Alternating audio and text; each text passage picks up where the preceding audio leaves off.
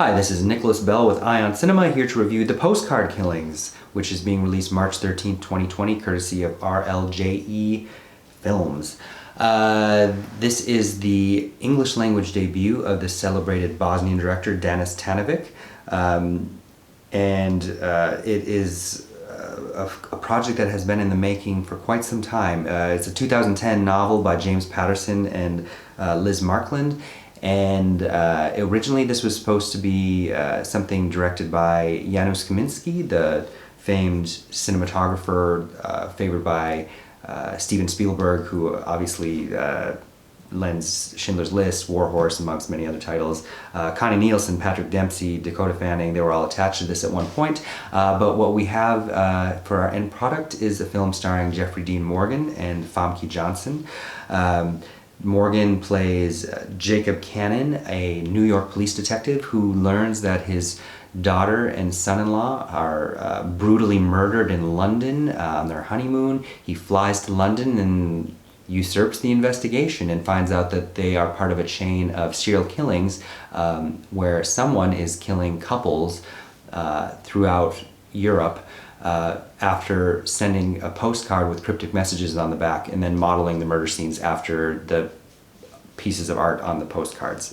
So he's traveling all over Europe and mansplaining and taking over and being demeaning, and he's also a struggling alcoholic. Meanwhile, back home in New York, Famke Janssen gets one thing to do when she interviews Dennis O'Hare, who is related to the killers somehow.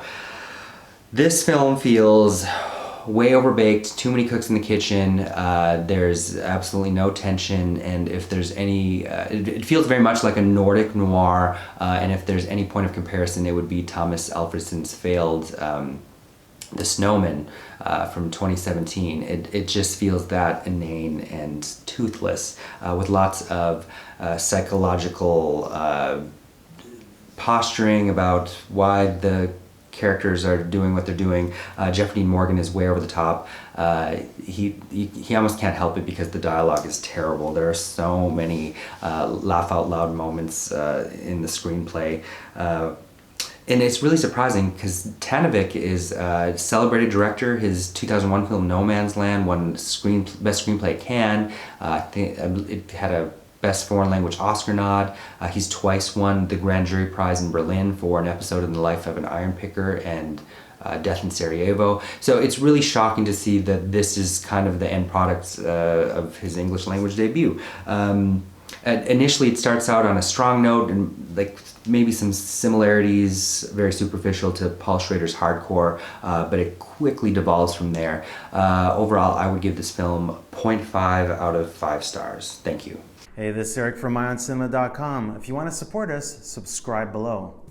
For more reviews, interviews, film festival coverage from Sundance, Cannes, Toronto, you want to check out these guys on this side.